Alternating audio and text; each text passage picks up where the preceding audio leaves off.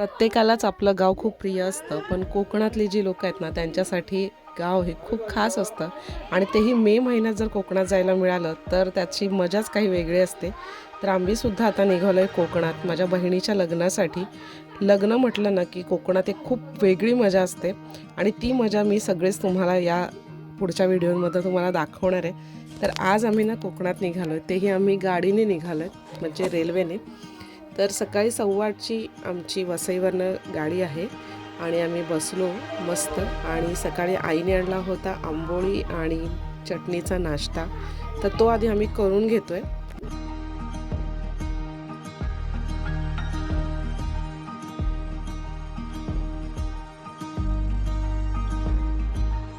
बऱ्याच वर्षांनी आम्हाला असा हा रेल्वेचा प्रवास करायला मिळणार होता, त्यामुळे ना मुलांमध्ये पण फार एक्साइटमेंट होती, तशीच माझ्यामध्ये पण. कारण मला सगळे स्टेशन्स आणि ही जो अनुभव असतो ना कोकण रेल्वेचा, कारण ज्यावेळेस लग्न नव्हतं झालेलं त्यावेळेस आम्ही कोकण रेल्वेनेच प्रवास करायचो, दुसरा पर्यायच नव्हता. तर तेव्हा ना खूप मजा यायची, पण आम्ही रात्रीचा प्रवास करायचो बहुतेकदा. तर तेव्हा काय जास्त आपल्याला स्टेशन्स वगैरे बघता येत नाही किंवा बाहेरचं माहोलसुद्धा अनुभवता येत नाही. पण यावेळेस ना आम्ही कोकण रेल्वेची सकाळच्या गाडीचे तिकीट काढले, म्हणजे मुलांनाही सगळं बघता येतं. दुपार झाल्यानंतर आम्ही बुर्जी आणि चपाती करून आणली होती सकाळी मुलांचं.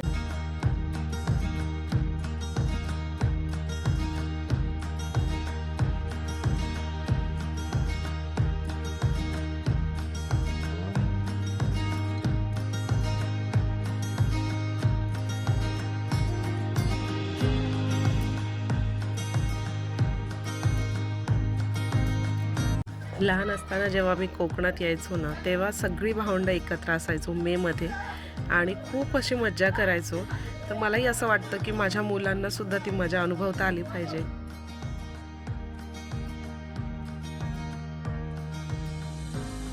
ज्यांनी कोकणातलं बालपण अनुभवलं आहे त्यांना या सगळ्या गोष्टी माहीत असणार आहेत. कोकणातला मे महिना खूप खास असतो, कारण आंबे, फणस, काजू सगळीच फळं या महिन्यामध्ये पिकतात. बघता बघता संध्याकाळ होत आली आणि आम्ही अर्ध्या कोकणात पोहोचलो. मुंबईच्या धावपळीपासून खूप दूर असं हे आपलं कोकण.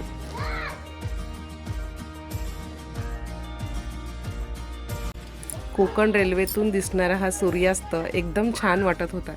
मुंबईला सोडून गावाकडच्या शांततेकडे तो चालला होता.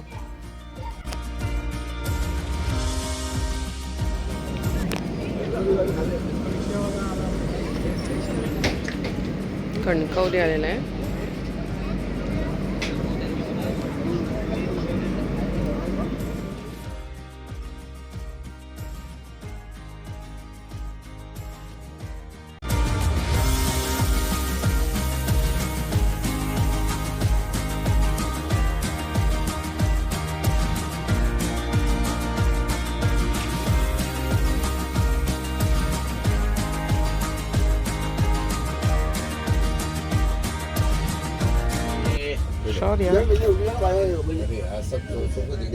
कणकवली गेल्यानंतर आम्ही थोडं तयारी करून बसलो, कारण आम्हाला सावंतवाडीला उतरायचं होतं आणि काही मिनिटातच आम्ही सावंतवाडीला आता पोहोचणार होतो. आणि फायनली आम्ही सावंतवाडीला उतरलो.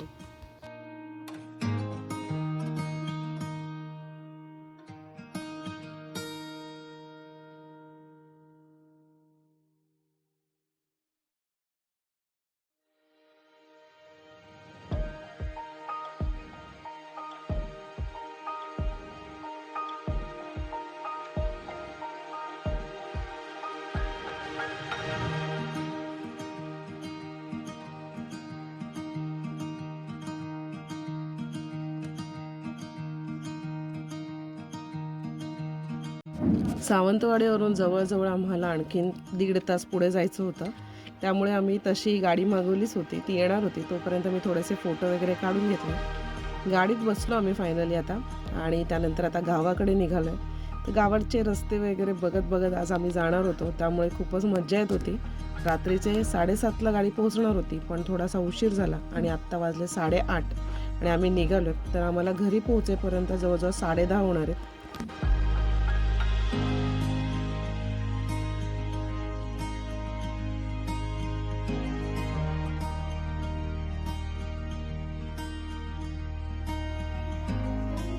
माझ्या माहेरचं जे गाव आहे ते शहरपासून बरंच आतमध्ये आहे, त्यामुळे जरी आम्ही रेल्वे स्टेशनला उतरलो असलो तरीसुद्धा आतमध्ये जायला आम्हाला 1.5 ते 2 तास लागणार होते. रात्रीच्या अंधारात फक्त गाडीचा प्रकाश, आजूबाजूची झाडं आणि रस्ता इतकंच काय ते आम्हाला नजरेस पडत होतं. बाकी सगळी शांतता होती. रात्रीचे 9:30-10 वाजत आले होते आणि त्यामुळे आजूबाजूचा जो गोंगाट होता तो बऱ्यापैकी कमी झालेला होता. रातकिड्यांचा आवाज आणि रस्त्यावरची शांतता आपण गावात आलो हे इतकं सांगत होते. मुंबईची धावपळ, गोंधळ, दगदग या सगळ्यापासनं आम्ही आता महिनाभर गावात राहणार होतो.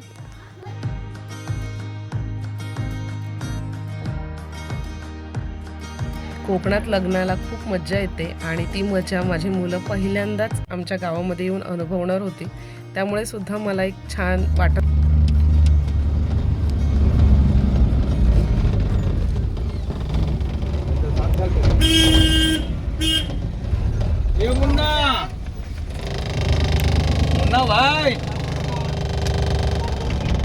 आता तिथे सगळं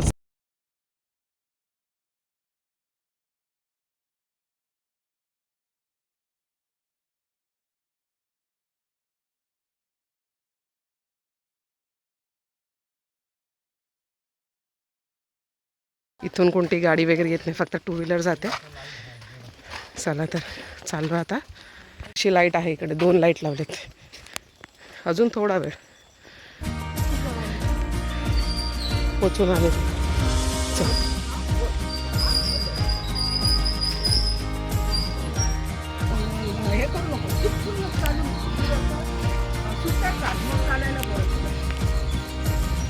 आलो आता.